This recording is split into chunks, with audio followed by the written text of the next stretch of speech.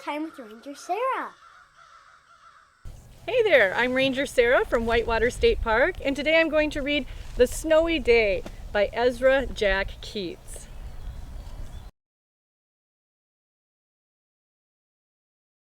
One winter morning, Peter woke up and looked out the window.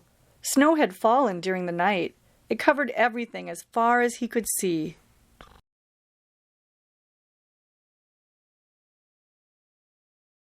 After breakfast, he put on his snowsuit and ran outside. The snow was piled up very high along the street to make a path for walking. Crunch, crunch, crunch. His feet sank into the snow. He walked with his toes pointing out like this. He walked with his toes pointing in like that.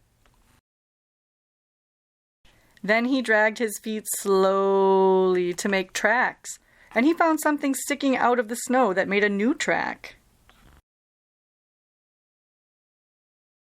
It was a stick that was just right for smacking a snow-covered tree.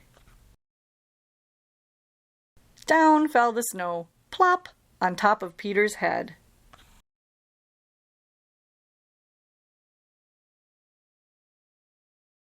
He thought it would be fun to join the big boys in their snowball fight, but he knew he wasn't old enough, not yet.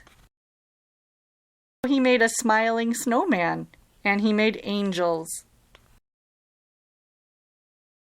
He pretended he was a mountain climber. He climbed up a great big tall heaping mountain of snow and slid all the way down. He picked up a handful of snow, and another, and still another. He packed it round and firm and put the snowball in his pocket for tomorrow. Then he went into his warm house.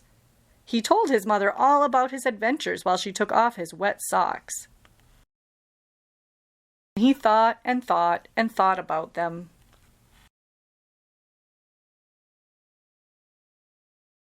Before he got into bed, he looked in his pocket. His pocket was empty. The snowball wasn't there. He felt very sad.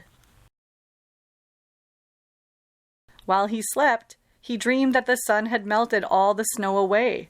But when he woke up, his dream was gone. The snow was still everywhere.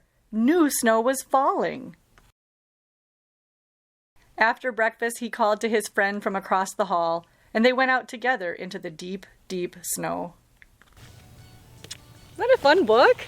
And just like Peter in the story, I love to go outside after it's snowed and look for tracks in the snow. That's so fun. And when there's enough snow, I like to put on my snowshoes. Snowshoeing is a nice way to get through deep snow without sinking and having to work real hard to lift your legs to get through that snow. So I'm going to kind of demonstrate for you how these snowshoes work. And there are parks all around Minnesota where you can rent snowshoes, and you can go out with your mom and dad or a friend and try snowshoeing for yourself and see what it's all about. But yeah, come on with me, let's check it out. Let's take it outside. So I have my snowshoes on. They're really easy to put on. You just wear your regular snow boots and you clip 2 different clips around your feet and you're ready to go. Now there's not really a lot of snow today, so I'm just kind of showing you this more for a demonstration. But if this snow was deep, like 6 inches or more, these snowshoes would really be helping me move easier through the snow. A lot of winter animals have bigger paws that allow them to walk on the snow. It just kind of spreads their weight out so they don't sink. And that's what snowshoes are copying. Those big feet of like snowshoe hares and bobcats and different animals that are adapted to being out in the deep winter snow. And so I use ski poles to help me balance. You don't have to use poles, but they are kind of nice to help you balance. And I'm just going to head down on this trail a little bit and see what I can see for animal signs and animal tracks. And right in front of me there's actually a small pile of, it looks like deer poop. So that's exciting. That tells me the deer have been hanging out around here.